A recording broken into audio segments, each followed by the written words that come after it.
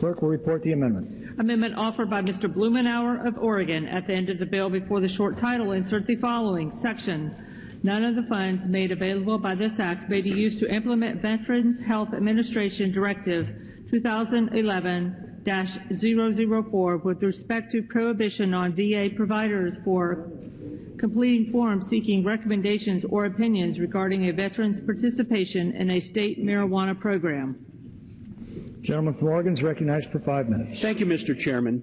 I deeply appreciate the hard work of the committee to make sure that our veterans are properly cared for. They deserve our best. Too many are returning from Iraq and Afghanistan with obvious wounds, missing limbs. But over 2.3 million are returning suffering from wounds that are not visible. They are suffering from depression and PTSD.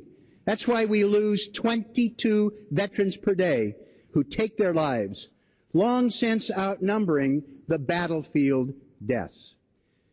They deserve our best. Over 100 million people reside in the 21 states, including your home state of California, which was the first to legalize medical marijuana. 21 states and the District of Columbia have passed laws that provide for legal access to medical marijuana. As a result, as I say, over 1 million people now have access to it, including many of our veterans who use medical marijuana at the recommendation of their physician to treat conditions ranging from seizures, glaucoma, anxiety, chronic pain, and the symptoms associated with chemotherapy. There are also 9 states, including my home state of Oregon, that now allow physicians to recommend medical marijuana for the symptoms of post-traumatic stress disorder. I've heard those stories myself. I would ask unanimous consent to enter into the record one story that was in the NBC News on April 1st about Marine veteran Logan Edwards, who describes how access to medical marijuana may have saved his life. The request is under general orders. And, Mr. Chairman, any of my colleagues, whether they're in a state that's legalized medical marijuana or not, can find examples of veterans who are benefiting from this treatment. Yet the Department of Veterans Administration specifically prohibits its medical providers from completing forms brought by their patients seeking recommendations or opinions regarding a veteran's participation in a state marijuana, legal state marijuana program. The amendment which I'm offering today with Representatives Farr, Rohrabacher, and Polis is simple. It ensures that no funds be made available to the VA to implement this prohibition. The amendment would not authorize the VA to authorize the possession or use of marijuana at VA facilities. It would simply free up VA providers to recommend medical marijuana or to provide advice upon it in accordance with state laws as they choose. Over 20% of those 2.3 million American veterans who suffer from PTSD or depression, and while there's no single approach to aiding our veterans with PTSD, we should not use an outmoded policy to serve as a roadblock to the path to recovery. We found that there are nearly 1 million veterans who receive opioids to treat chronic painful conditions. More than half of them continue to use it chronically after the treatment regimen. Another study found that the death rate from opiate overdoses among VA patients is twice the national average.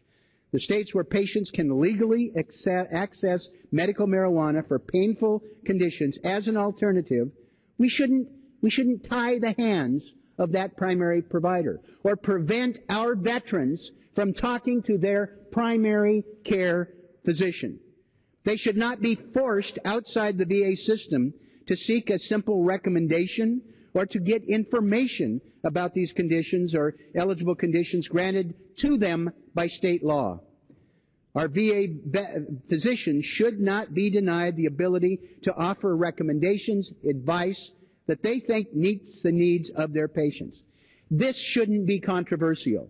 According to a poll published in the New England Journal of Medicine, over 70% of physicians have said they would, when appropriate, recommend the use of medical marijuana to their patients.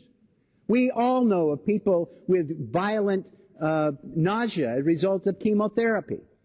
Why would you deny that to our veterans, or at least being able to discuss it?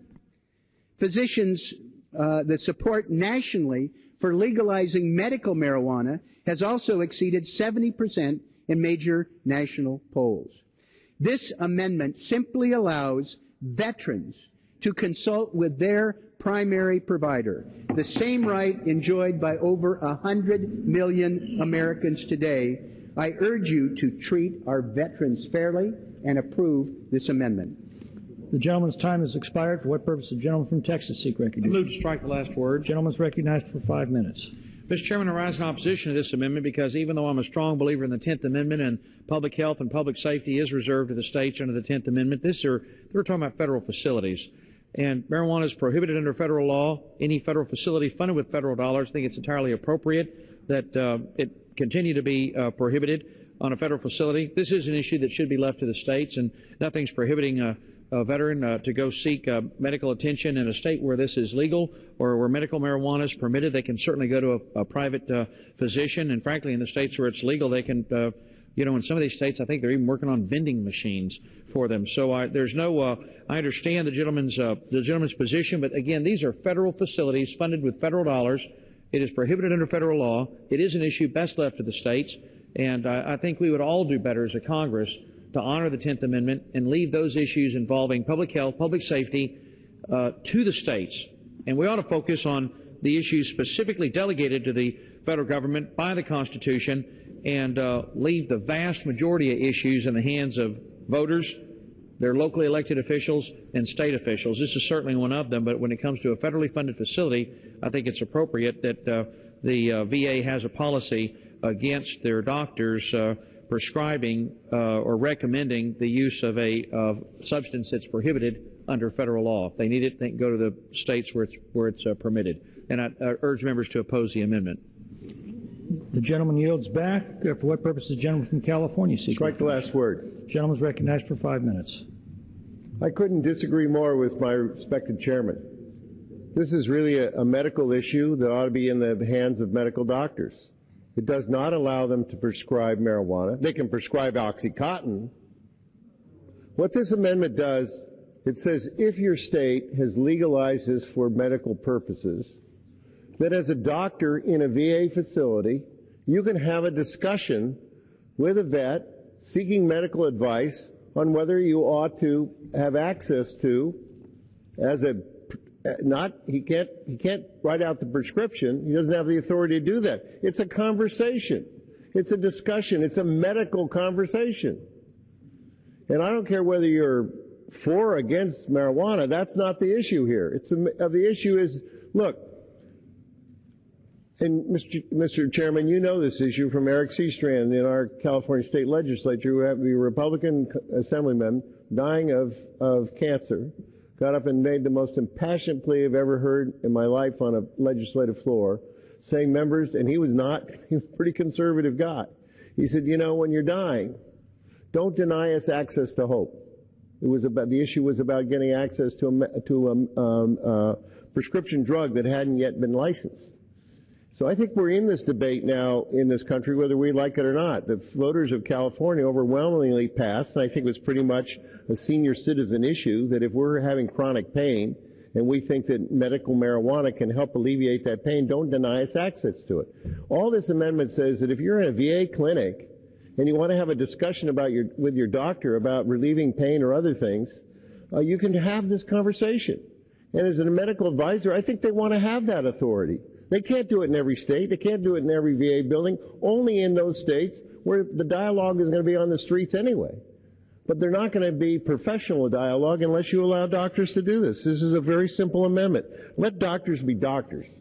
Let them advise patients accordingly. Pass this amendment regardless of how you feel about marijuana. Would the gentleman yield? Yes, I'll yield. Mr. Chairman, I listened to my good friend from Texas, and I'm troubled here. Why would we force veterans who are entitled to veterans' health and have a primary physician that meets their needs saying, but sorry, you don't get it in this case. Go out on your own nickel, go out and find a new doctor. We're not talking about prescribing it, we're not talking about using it on federal facilities. We're talking about giving access to information and having that conversation. I dare say there is no other medical condition, if it were polio or it were cancer, that you'd say, nope, go someplace else. Go on your own dime. Find somebody, build a relationship, who doesn't know your history, who hasn't seen you regularly. You're out of here. I think that is a disservice to our veterans. I don't think it is anything that, if you talk to veterans groups, if you talk to the people who benefit from it, that they think that they ought to be denied the ability to consult with their trusted medical facility provider. Would the gentleman yield? Would the gentleman yield? I'd be happy to yield. We're talking about those. We're talking about those. If my good friend Sam Farr would yield. Thank you, Mr. Chairman. But very quickly, we're talking about those states where it's already been permitted, or either medical marijuana, or as in Colorado, and I think Washington State's already permitted it.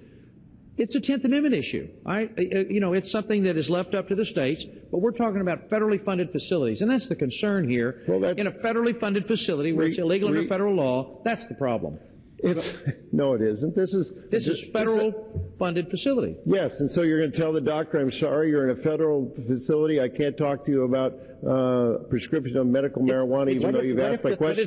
I can answer your question about abortions. I can ask your question about OxyContin. I can mention your thing about alcohol. I can talk about any other kind of evil that may be in your mind or benefit that may be in your mind. But I'm prohibited by federal law, because I'm a doctor in this state working for the Veterans Administration, from having a conversation with you about medical marijuana. That just doesn't make sense. Because it's prohibited by it's not good medical practice. Because it's prohibited by federal law. Because it's prohibited by federal law, but not in those states. No. And I happen to be in a state where federal law ignores this, because law enforcement, medical folks, it's part of our system. We worked out the regulations, and you don't see the feds coming in busting clinics in California or people using medical marijuana. You'd be busting a lot of senior citizens. So, look, we've got a hypocrisy in the law, and that's what this amendment's trying to clear up. I ask for an aye vote. Gentleman's time has expired. Is there further discussion? For what purpose does the gentleman from Colorado seek recognition? The gentleman is recognized for 5 minutes. Oregon, I'd say to the gentleman from Texas, you are absolutely right. It is against federal law, and that's something that we as a legislature need to look at very closely. We're dealing with issues right now. In Colorado, we've legalized the use of marijuana. In respect to certain banking laws, there may be a question of whether banks can provide services, financial services, to marijuana businesses, and as a consequence, cash is building up. So you may be absolutely right, I say to my friend from Texas. But the gentleman from Oregon really does, as does the gentleman from California, state a valid case from a medical point of view. And I would just say that I had a brother-in-law who had melanoma. And the only thing that gave him any relief was marijuana. Now, subsequently, he has passed away. But from a medical standpoint, there ought to be an opportunity for a doctor to consult with a patient to prescribe something that gives that kind of relief. So you are correct, Mr. Chairman, but I think we need to really take a good look at this. Colorado, we see a lot of people coming to Colorado to help treat epilepsy. And because marijuana may have some positive effects on epilepsy. And we need to take a look at that in a whole variety of ways. Would the gentleman yield? I would yield. That's absolutely a valid issue for the states to take up. We should, all of us, honor that the 10th Amendment, the Constitution, delegates limited powers to the Congress. If it crosses state lines, interstate commerce, that's a valid federal concern. If it's using federal dollars, it's a valid federal concern. But that debate, you're exactly right, should be had at the state level. When it comes to police powers, public health, public safety, that's reserved to the states under the 10th Amendment, and I would absolutely agree with you. But in a federal facility, that's different. That's using federal dollars to talk about a substance that's prohibited under federal law. Right. I got a problem with reclaiming my time. Thank you. My friend from California would like to yield. I'll be asking. You'll have your own time. With that, I yield back. Gentleman yields back. For what purpose does the gentleman from California seek? I move to strike the last word. Gentleman's recognized for 5 minutes. Thank you very much, Mr. Chairman. I'm very happy to hear my good friend from Texas supporting the other legislation that we have that leaves it up to the states to make sure that they can declare marijuana legal or illegal. Very happy to have you on board. I rise in strong support today, however, of the Blumenauer, Farr, Rohrabacher, Polis amendment to the Milcon VA appropriations bill, which would essentially remove an unreasonable barrier that prevents VA physicians from recommending that our veterans have the benefit of state medical marijuana programs. The idea that VA physicians, totally legitimate doctors who treat veterans and their illnesses, cannot recommend marijuana or, by the way, any other drug to their patients and to treat things, especially when they're going to recommend that a drug that might be used in treatment for post-traumatic stress disorder. This is extremely troubling. Our veterans have benefited from using medical cannabis to treat PTSD and other ailments. So why are we denying our veterans the ability to access something through their health care provider that is available to the general public through access to their providers? The fact that our veterans cannot receive recommendations from VA physicians means that they are forced to go outside the VA system just to get a simple recommendation on a drug, restricting the freedom and ability of our nation's heroes, individuals who have sacrificed so much for our freedom to obtain medicine that their doctor believes would alleviate their problem and would be a treatment to an ailment that may be, and by the way, these ailments may be a result of a war that we sent them off to fight, but now to deny them the right to actually have their doctor give the recommendation that he thinks would help them is just simply not right. There are numerous physicians who believe that medical marijuana can have a great impact on these patients, on these veterans, on these people who are suffering, perhaps suffering as a result of the battles that we put them through. To fence off our veterans from such benefits is, as I say, simply not acceptable. I sincerely hope that all of my colleagues will stand up for patients and veterans by rejecting this heavy-handed government intervention into the doctor-patient relationship. Vote for this amendment and get out of the way of the medical judgment of VA physicians who are treating our veterans. Get out of the way. Let our VA physicians do what they believe is right for our veterans. That's what the issue is today. When we're talking about medical marijuana or other treatments, certainly our VA physicians would know more about that and have more concern for their patient than we here in Congress and those people who set up national rules have. So let's get out of the way, make sure we give the power and we empower the VA physicians to do their job. Our veterans deserve that from us. They don't deserve obstructionism between the United States Congress and their veterans physicians. I call on my colleagues to join me in support of this amendment. The gentleman yields back For what purpose does the gentlelady from Nevada seek recognition? Move to strike the last word, please. Gentlelady is recognized for 5 minutes. Well, thank you. I rise in support of this amendment by Mr. Blumenauer, Rohrabacher, and Farr. I'm strongly in favor of it. The people of Nevada voted overwhelmingly to legalize medical marijuana, and in the coming months, the first medical marijuana depositories will go online throughout the state. At the same time, we also have a brand new VA hospital, which will be serving the veterans of my district and all across southern Nevada. Unfortunately, due to VA's current restrictions, the more than 250,000 veterans who call Nevada home will be unable to receive a prescription for medical marijuana through their VA doctors, and so they will not have the opportunity to take advantage of this available in Nevada medical option. This is just not fair, and I believe that the VA should have the flexibility. It's been said much more eloquently than I can by the sponsors of this amendment, but the VA should have the flexibility to recommend the best medical treatments available to our nation's veterans, especially if that treatment is approved under the state laws where the veteran lives. As a member of the House Veterans Affairs Committee, I regularly speak with both VA doctors and patients about advances in care for our nation's heroes.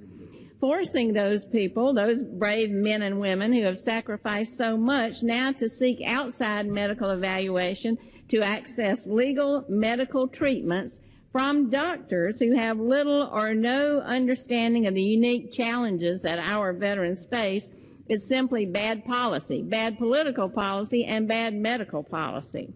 We've already seen the positive results that medical marijuana can have for patients suffering from PTSD and other ailments associated with traumatic experiences such as combat.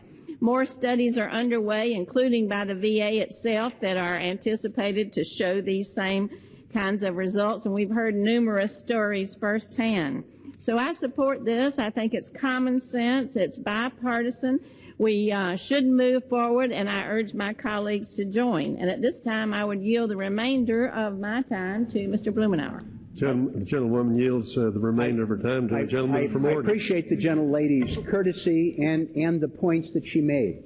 I heard my friend, the chair of the committee, talk about it being against the law. I am not aware of any place, and I would direct this to Mr. Culbertson, I'm not aware of any place in the statutes where it's illegal for our VA doctors to give advice to our veterans about a treatment that's legal in a state. If there's, what we're talking about is a prohibition that is a directive. So if there's a statute, I'd be interested in knowing about it. But even if it is, what if the advice that the VA doctor wants to give is don't use medical marijuana? They know their patient, even if it's legal in their state, they think it's not in the best interest of the patient.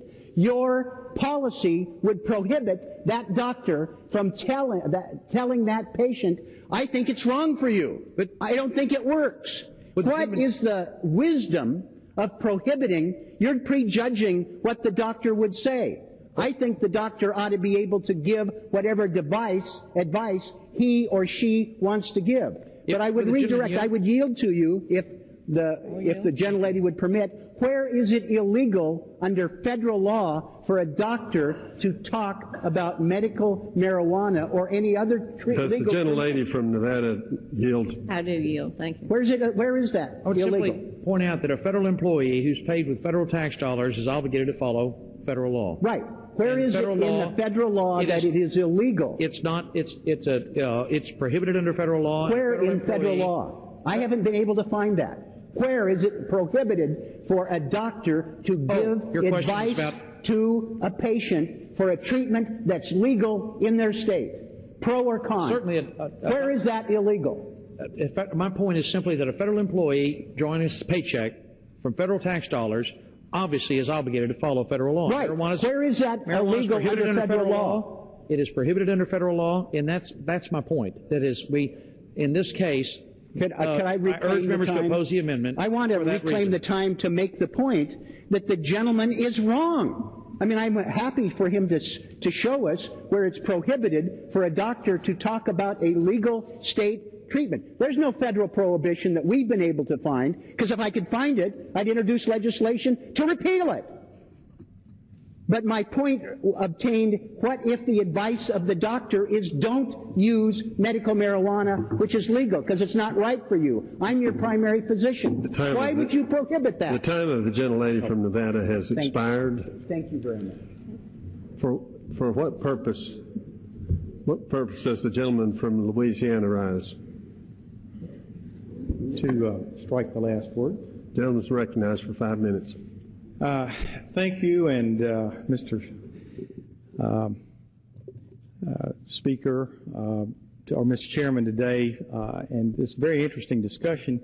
I'm talking on this subject coming from the perspective of a physician and a military veteran himself, someone who is very acquainted with addiction disorders, someone who's been a medical director for addiction centers, even involved with methadone treatment over the years.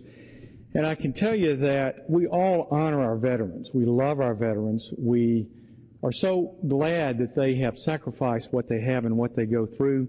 And we know about PTSD and traumatic brain syndrome and all of these things, which are a big problem.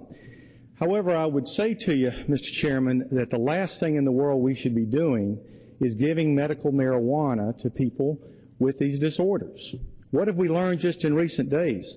This month, the American Heart Association came out and said that marijuana, through their studies, both in young adults and middle-aged adults, has been shown to be very damaging to the cardiovascular system, leading to heart disease, congestive heart failure. You have a study right here. Also in this month, Northwestern came out with a study where they found that there was profound changes in the brain just among young adults who were using only casual exposure to marijuana. And we know on a biochemical level that addictive substances such as marijuana causes changes in the microscopic neurotransmitters. I wrote a book on that in 2007. So I would say to you today that one of the last things we should do is to damage the brains and the hearts of our beloved veterans. Why should we be hurting them? And as far as the claim that there's medical use for marijuana, where's the proof of that? What disease or disorder can be treated by marijuana and nothing else just as well, if not better? There is no proof out there. Trust me, I've been looking for it. There's a mention of treating seizures. Yes, University of Mississippi is doing a study extracting the oil, okay, not the THC, but the oil for the use for some seizure disorders. It's under experimentation. There's no proof that it does any good. And is medicinal marijuana anything other than recreational marijuana? Well, we have more dispensaries in California and Colorado than we do Starbucks. Now, do we have that many sick people in these states? I don't think so. So I come to you today as a physician telling you that having treated veterans in VA hospitals, one of the last things in the world we should do is give addicting substances to people with PTSD and other brain disorders.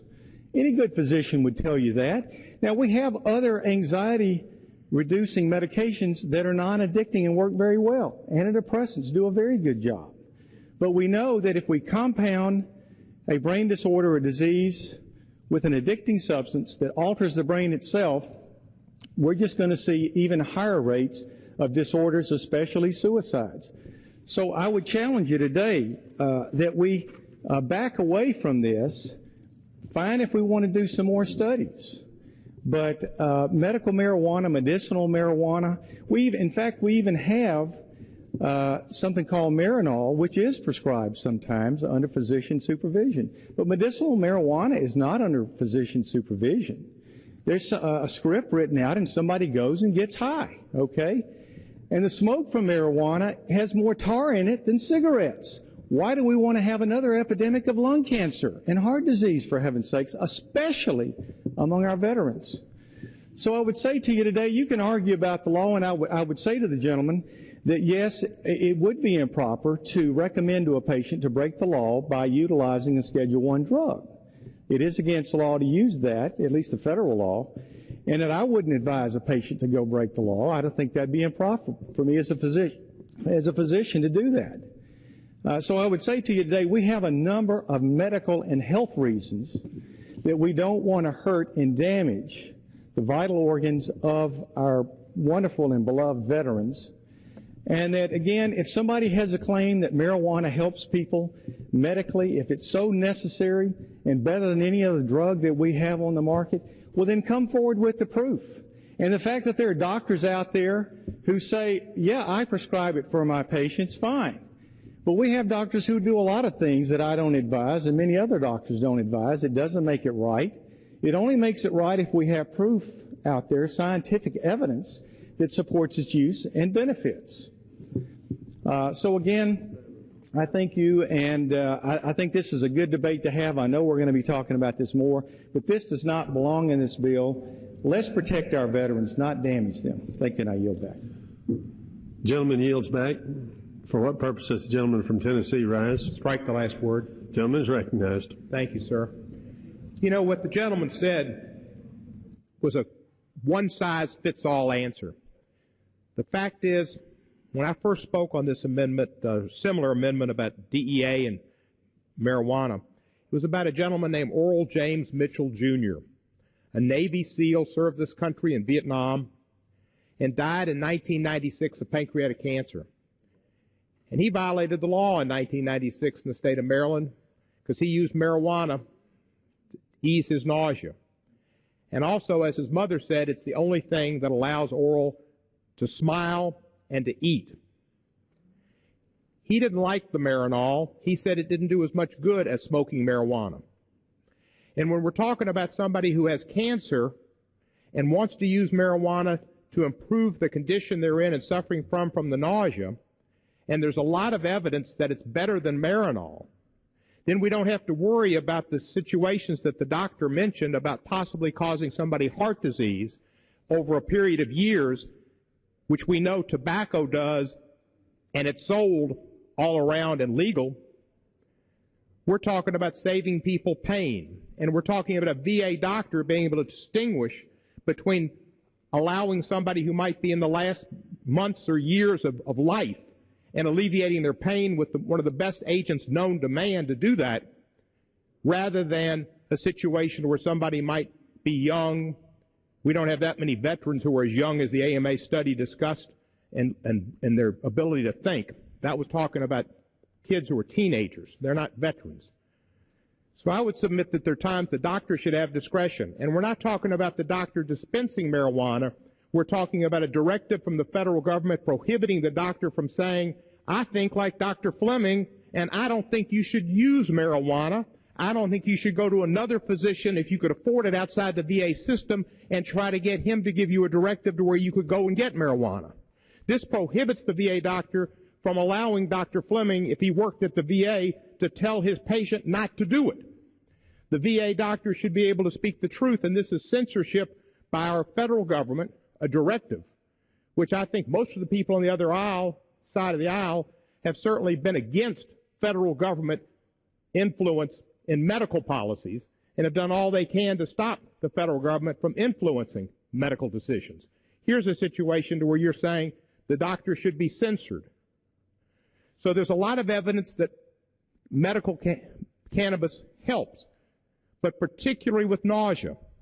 And I know the Speaker Pro Tem knows people in East Tennessee, as I know in Memphis, who have contacted me and asked me to allow them to be able to get medical marijuana. They can't do it in Tennessee yet. They'd like to do it in Tennessee at the veterans hospitals. But where it's legal in the state, the doctor should not be muzzled and censored. And this Congress should be in favor of the freedom of speech and the favor of the doctor being able to use their best efforts to help their patients and exercise their Hippocratic oath to do what they think is best, which may be to say no. I'd like to yield to Mr. Blumenauer to add to this discussion because he was exactly right. This doesn't say anything about dispensing marijuana.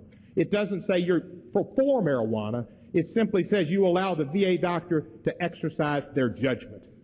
I appreciate it. It's hard to improve upon your eloquence because you're speaking in favor of Dr. Fleming being able to advise a veteran if he was back at the VA to say, don't use medical marijuana.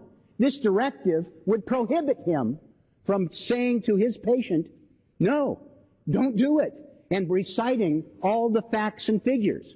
Why would we muzzle Dr. Fleming from his professional responsibilities one way or another in terms of medical marijuana?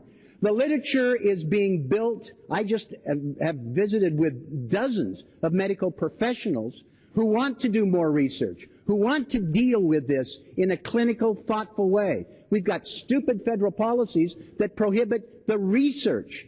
I've met with parents who have children with violent epileptic seizures, and they're moving to states where they can get medical marijuana because I will on somebody else's time, because they can get it. But the physicians cannot get medical marijuana to study, but it's making a difference for these families. And we just ought not to confuse what we're talking about here. We're talking about VA hospital doctors being able to do something that's not prohibited under federal law, which is talking about the pros and cons of treatment. That ought to be our objective, and that's why this amendment should be approved. Time of the gentleman from Tennessee has expired. Thank you. Question is on the amendment offered by the gentleman from Oregon. Those in favor say aye. Aye. Those opposed say no. No. In the opinion of the chair, the noes have it. The amendment is not agreed to. Mr. Chairman. The gentleman from Oregon. I would request the yeas and nays. The gentleman has requested a recorded vote pursuant to Clause 6 of Rule 18. Further proceedings on the amendment offered by the gentleman from Oregon will be postponed. Requested. Those supportive request recorded vote will rise and be counted. Sufficient number having risen. Recorded vote is ordered. Members record their vote by electronic device. This is a 2-minute vote.